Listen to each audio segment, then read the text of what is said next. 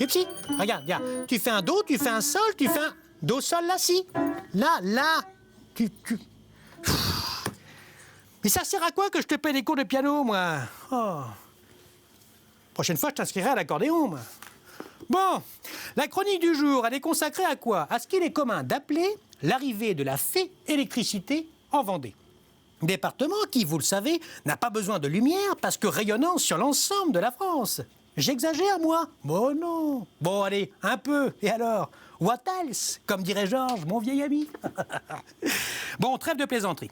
On se situe donc au début du XXe siècle. Le contexte est porteur. En vertu de la loi du 15 juin 1906, les municipalités, non encore pourvues de distribution électrique, doivent recourir à des concessions de services publics. Cela entraîne une implication plus marquée de l'autorité publique, les communes plus précisément, dans les décisions d'investissement des compagnies privées. En Vendée, les élus locaux prennent conscience des avantages à embrasser le progrès apporté par l'électricité. L'enjeu est double, puisqu'il s'agit aussi bien d'améliorer les conditions de vie de la population grâce à l'éclairage des rues et des habitations, que d'assurer le développement industriel qui nécessite l'utilisation de l'électricité. Si la question de l'éclairage public pose celle du choix entre le gaz moins cher et l'électricité, cette dernière est néanmoins présentée comme un facteur général de prospérité. En 1887, Pouzauges devient la première commune vendéenne à bénéficier d'un éclairage électrique public. Selon Clément Blandin, elle devient donc la première ville lumière du département.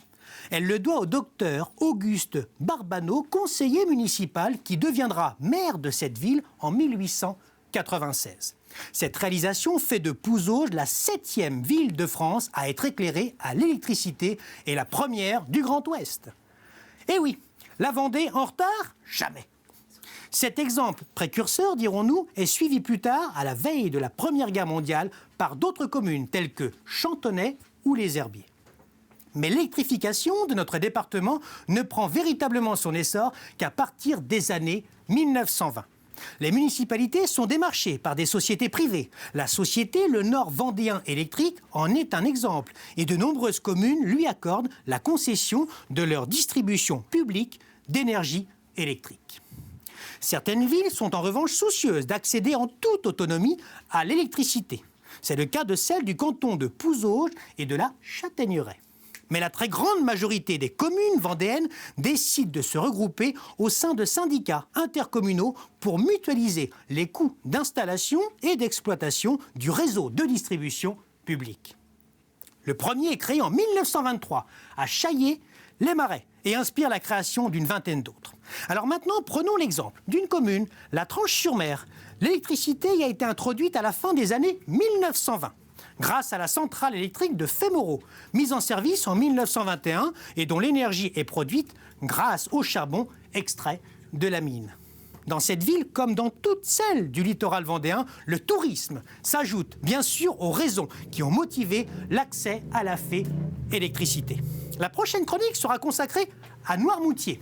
Enfin, non, pas tout à fait. Plus précisément au bois de la chaise. Longue. Chaise longue. Rassurez-vous, la semaine prochaine, je serai plus drôle. Allez, bonne semaine à tous. Mais d'ici là, n'oubliez pas, vous allez beaucoup me manquer.